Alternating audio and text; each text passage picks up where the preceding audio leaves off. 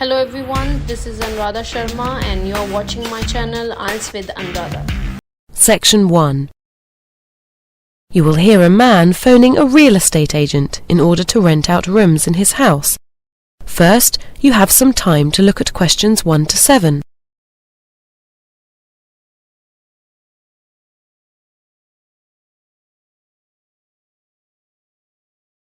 Now listen carefully and answer questions 1 to 7. Hi, Bellingham Real Estate Agents. Could you hold, please? Okay. Sorry about that. What can I do for you? Yeah, I'm looking for some tenants for my house, and I was hoping you could advertise it for me. Sure, no problem. Is it here in Vancouver? No, it's just outside in Richmond. Very nice. It's a house, you say? Yes, it's a family house. It's 2-story, quite modern. Right. And you're wanting to rent out the whole place, is that right? No, just 2 rooms are for rent. That's 2 bedrooms plus the use of the rest of the house. It would really suit a couple of students. Okay. Can you just tell me the address, please? Yeah, sure. It's 3281 Number 1 Road, Richmond. Okay. That's quite a way out. And how much were you thinking of for these rooms? I thought $700 per room would be a pretty fair price. Is that per month? Sure. Okay. You'd get at least $1,000 if you were in Vancouver. Yeah, I know. Any other costs? Just the cleaner who comes once a week. Cleaner, okay. And how much would your tenant have to pay her? Actually, it's a guy, and that would be another $30 a month for the cleaning. Okay. And is it nice? I mean, is it got a view and things? Sure. It looks out over the ocean. No garden, but there's lots to look at from the lounge. Okay, and your name is? Peter Trubois. Trubois. Is that B-O-Y-S? No, it's Truboise. Trubois. Nice name. And your address? It's the same one I just gave you. Fine, as above. Got a phone number you can give me? Sure, I'm calling you from it. It's 6047-4106. And a cell? Yes, that's 903-277-3987. Before you hear the rest of the conversation, you have some time to look at questions 8 to 10.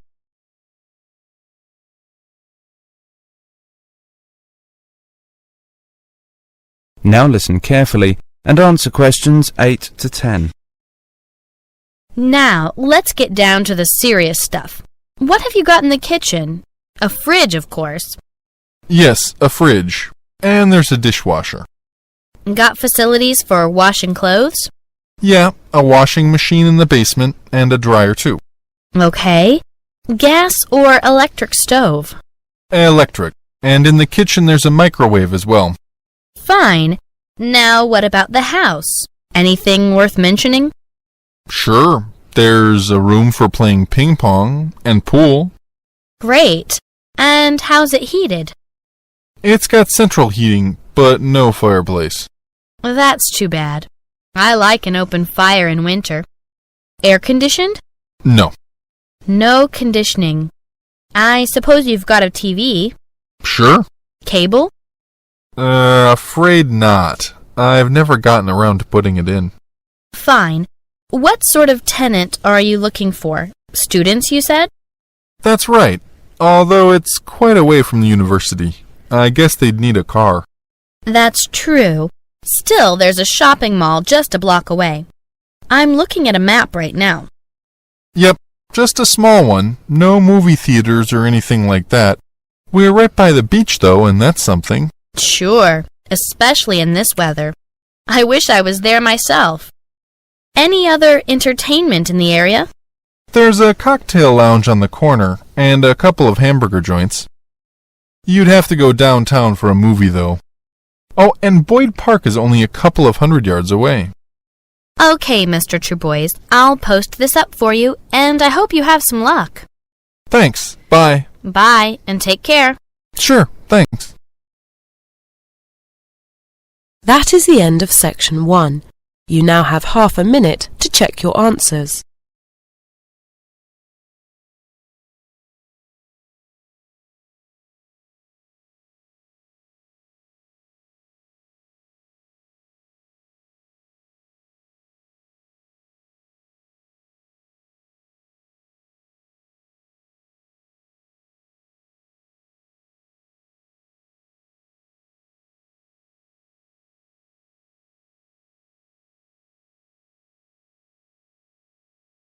Now turn to section 2. Section 2. You will hear a talk on an organisation called Worldwide Student Project. First, you have some time to look at questions 11 to 17.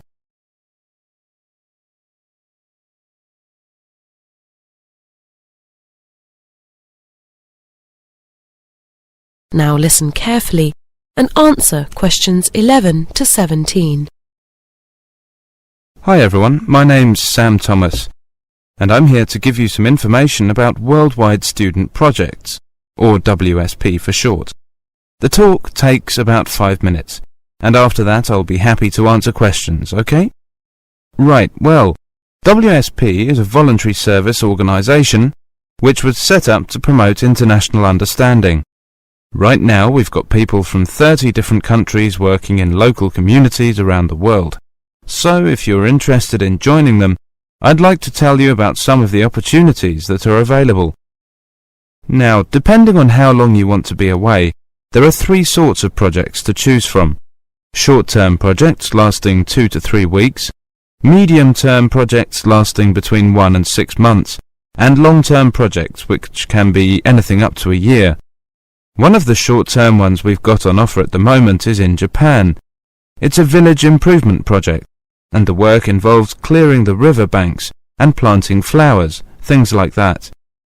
You'd be working alongside local people, so you need a basic knowledge of Japanese for that.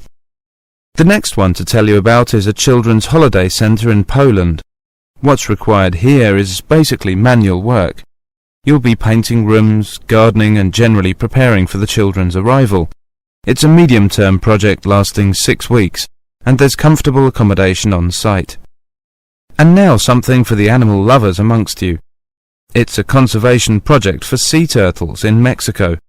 Sea turtles are under threat from poachers in that part of the world, so your main job would be collecting and moving the eggs to a safe site. It's a short-term project, and you'd be staying in a local school, but be aware that it has very basic conditions. Don't expect any luxury of satellite TV. Now here's an exciting opportunity in China for any budding architects. This is a long-term project, and placements are for 9 months.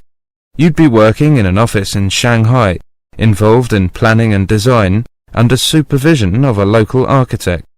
Oh, and I should mention that you have to pay an additional fee of $250 when you arrive. Finally, do we have any medical students here? Because there's a placement available in a centre for disabled children in India.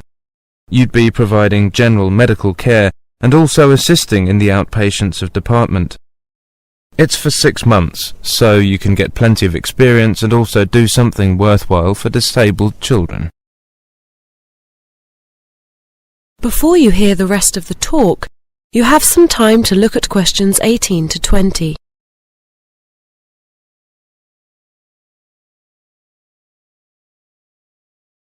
Now listen carefully and answer questions 18 to 20.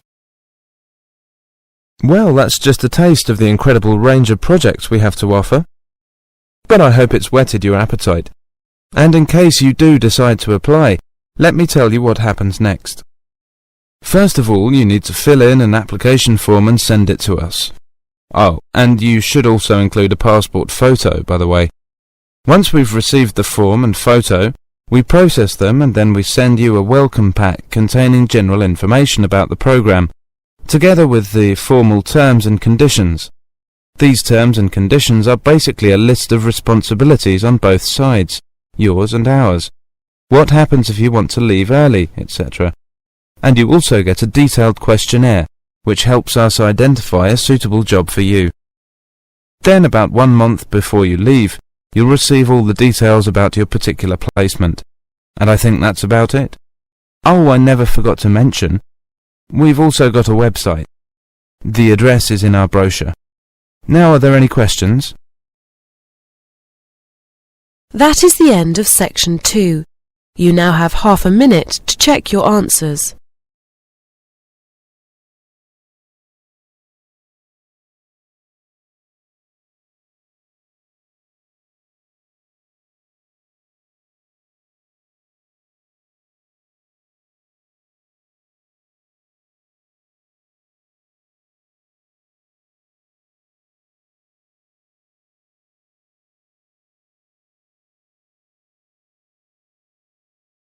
Now turn to section 3.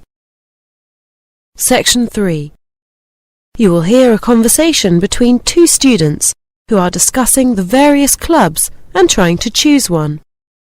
First, you have some time to look at questions 21 to 30.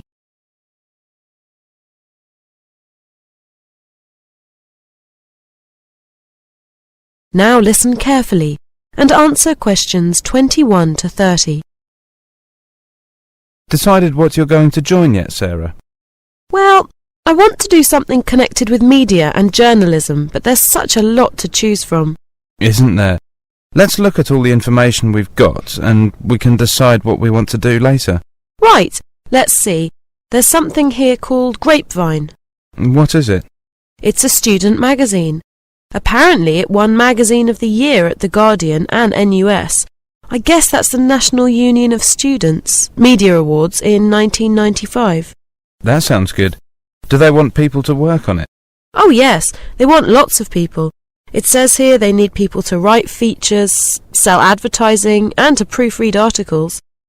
Oh, and to take photographs. That's a possibility. I like the idea of taking photographs. Do you? I think I'd like to write articles, but I'm not sure. What have you got there? Concrete. It's a newspaper. It sounds very professional. What makes you say that? Well, it's 48 pages long, for a start. That's bigger than some national newspapers. I suppose it is. What else does it say? Let's see.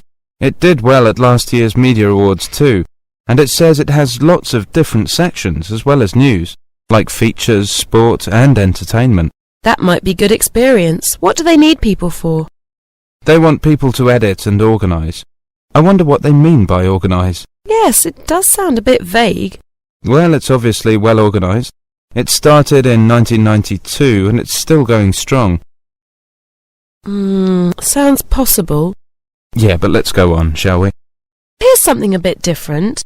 Live Wire. It's a student radio station. Now that does sound interesting. What type of programmes do they produce? It just says good quality and entertaining programmes. What are they looking for? Again, there aren't a lot of details. It says they want people to work in all areas of radio broadcasting. I think I'd like to find out more about that one. So would I. We'll come back to it later. Oh, look at this! Do you fancy being on television? Don't tell me there's a student TV station as well. Yes, there is. It's called Nexus UTV. They produce a wide range of programmes and they have a production deal with the BBC. That sounds really interesting. Is it difficult to get into? I don't know. I don't think so. They want a lot of people. Actors. I used to act in school plays when I was about 10 years old. Well, maybe acting isn't for you. But they also need people to direct programmes, to read the news and to be comedians. I could see you as a comedian. Should we go for that then? Maybe. Let's look at what else there is. I think there are two more.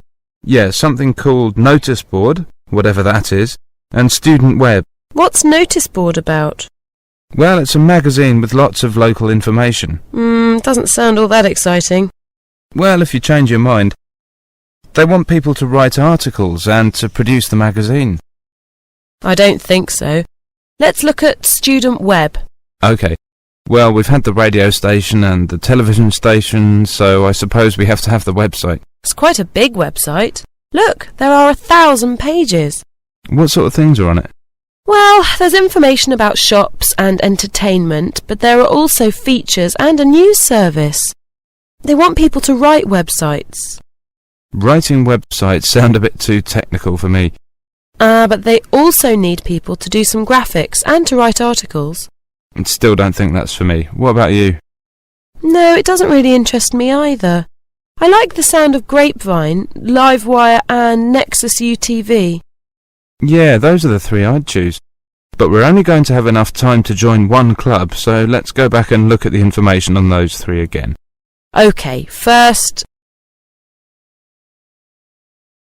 That is the end of section 3.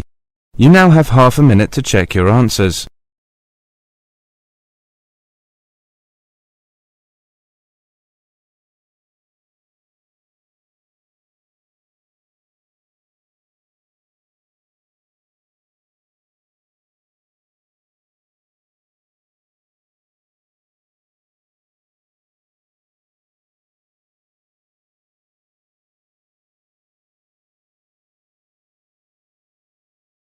Now turn to section 4. Section 4. You will hear a lecture about tourism. First, you have some time to look at questions 31 to 35.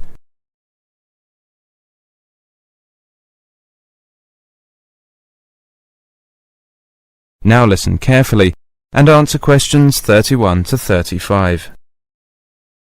Travel and tourism is the largest industry in the world, but calculating its economic impact is quite difficult. The one thing everybody can agree on, though, is that it's huge. There are two things which have influenced the growth of tourism. There are firstly, social factors, and secondly, technology and the way it's developed. Let's consider the social factors first of all. Demand for tourism is determined mainly by the amount of wealth a country has, which is why countries such as Japan, Australia, the USA, and Western European countries have contributed most in terms of tourist numbers in the past. However, growing wealth in developing countries will mean that demand for holidays abroad will take off there in the near future, boosting tourism enormously. That said, the majority of tourists are still from what are called the developed nations. However, studies show that their number will not rise much further in the next few decades, because their populations are fairly stable. As a result, there'll be a growth in the number of retired people who will have more time on their hands. This will influence the kind of tourism wanted. Fewer skiing holidays will be required, but there'll be an increase in the number of people wanting to visit art galleries. Before you hear the rest of the lecture, you have some time to look at questions 36 to 40.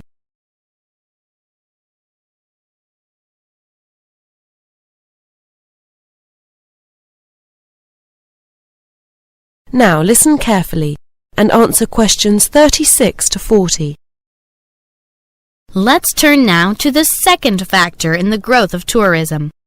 The technology that sustains mass tourism today is the jet plane. Air travel has opened up the world. In 1970, scheduled planes carried 307 million passengers. Today, there are 4 times as many.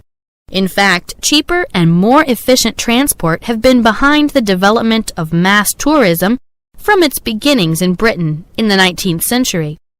The first package tours were arranged in 1841 by Thomas Cook, an entrepreneur whose company subsequently became one of the world's largest tour operators.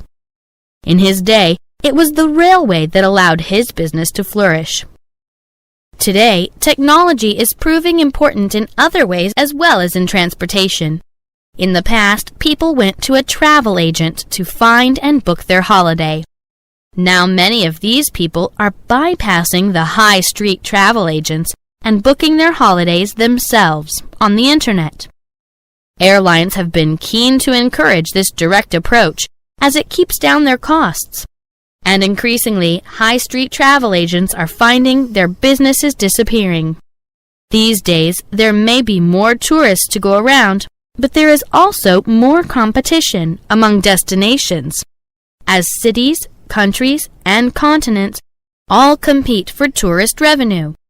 But becoming a tourist destination is not quite as straightforward as it may seem. For example, Ireland used to sell itself as a place to enjoy the beautiful countryside. However, it soon discovered that it was attracting young student backpackers without any money. So how did Ireland set about increasing revenue from tourism? Well, the Irish Tourist Board came up with the idea of promoting the country's literature, using the names of writers such as Oscar Wilde and James Joyce to appeal to older, richer tourists who would spend their money in the hotels and restaurants of the country. However, there are other ways of appealing to tourists.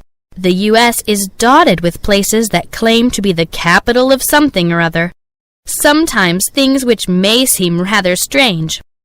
Crystal City, for example, is the world capital of the vegetable broccoli. And then there's Gilroy, famous for its garlic.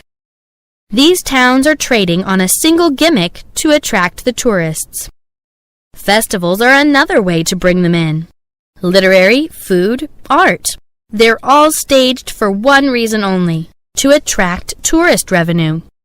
Many a town has sought to copy the success of Stratford, Ontario, which was transformed from a small, run-down, blue-collar town to a bustling cultural center by the efforts of Tom Patterson, who managed to persuade a British director to stage their first drama festival in 1953. But then, boosting a city through tourism is nothing new. In 18th century England, bath spa became fashionable after the owners of the hot baths employed Beau Nash, the trendsetter of his day, to promote the city. I want to end the lecture there for today. Thank you. That is the end of section 4. You now have half a minute to check your answers.